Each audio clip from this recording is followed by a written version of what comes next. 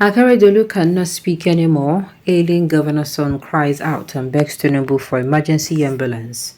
Welcome to the news and thank you for tuning in to listen. Please subscribe to our channel. In an exclusive revelation, it has come to light that Governor Rotimi Akeredolu's son, Babajide, is urgently seeking President Bola Tinubu's assistance in securing an air ambulance to transport his ailing father back to Germany.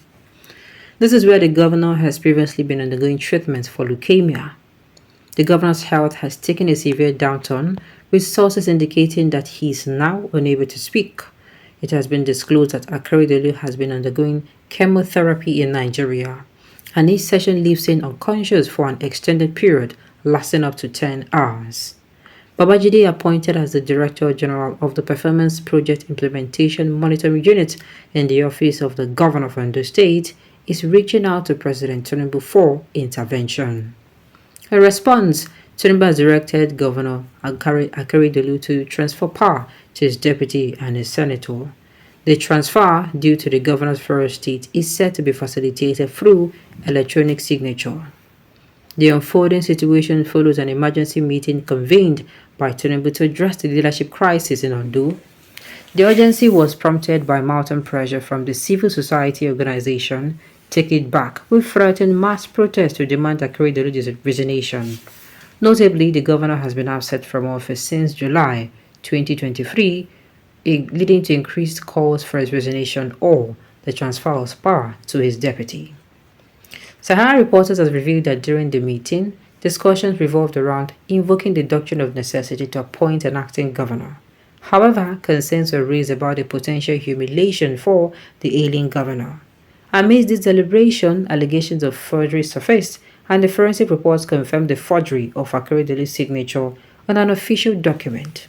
This revelation has triggered investigation by both the Department of State Services (DSS) and the Association of Forensic Professionals of Nigeria. The situation has spurred the Take It Back movement, a pro-democracy organization, to plan a town hall meeting and street protest on December 16. The objective is to demand Governor Akeredolu's return to office or resignation. Former presidential candidate Omoyele Sowore has also added his voice to the call for Akeredolu's resignation. Governor Akeredolu, a senior advocate of Nigeria and former president of the Nigerian Bar Association, secured re-election on October 2020. However, his second term since January 2023 has been marred with health challenges. Reports indicate that he has been under intense pressure to resign, with opposition parties advocating for adherence to the constitutional requirement of transferring power to the deputy governor. As the crisis continues to unfold, the political landscape in Ondo remains tense. Allegations of forgery have taken center stage, and calls for accountability echo through the corridors of power.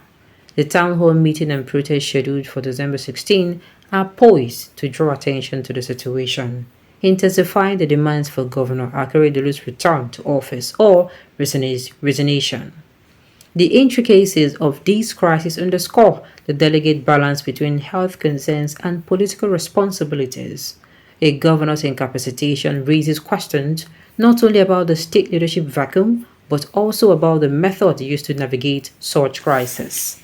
The reliance on electronic signatures and the subsequent allegations of forgery add layers of complexity to an already intricate situation.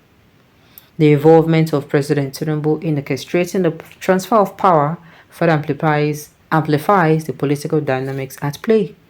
The urgency of the situation, triggered by a threat of mass protests, underscores the public concern and the potential ramifications for political stability in Ondo. Meanwhile, the revelations of forgery, confirmed by a forensic report, have opened a new chapter in this unfolding drama. The investigations by both the DSS and the Association of Forensic Professionals of Nigeria add the legal dimension to the crisis, potentially shaping the narrative and determining the course of action. The involvement of Take It Back movement and Omoyele Sowore in organizing town hall meetings and street protests signifies a broader societal response to the governance crisis in Ondo. The demand for accountability and adherence to the constitutional provisions reflect the citizens' insistence on ethical and transparent governance. In the midst of these developments, Governor Akeredolu's health remains a focal point. The nature of his illness, leukemia, adds a human dimension to the political saga. It prompts reflection on the challenges faced by public figures dealing with health crisis in office.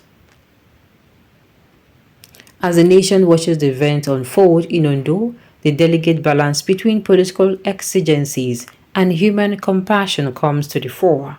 The decision made in the coming days will not only shape the trajectory of Ondo's governance, but also set a precedent for handling similar situations in the future.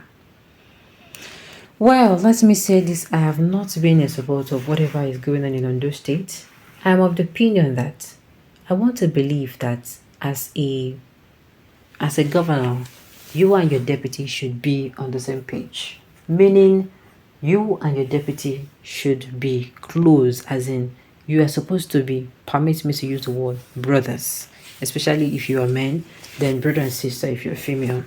Now, I don't want to believe that maybe Akeredolu and his deputy are having issues. Sincerely, I do not want to believe. We do not know what is going on there. We don't even know how the sickness started. But believe you me, this is what I'm going to say to Akeredolu. If you are actually ill, I don't think any of this you should allow it to be stressing you out. You understand? Call your deputy. You and your deputy should be on the same team. I'm not just speaking to Akeredolu now, to other governors. You and your deputy should be on the same team, in the sense that tomorrow, if they find you no see you for any reason, power should be delegated to your deputy to do things.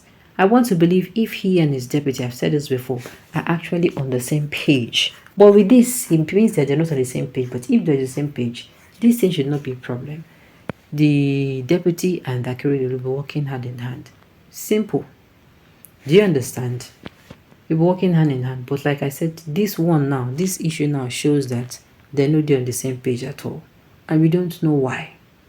Normal, like I said. I even said this particular thing when I heard that, this issue has been running up again. When I had, formally we did not know that it was leukemia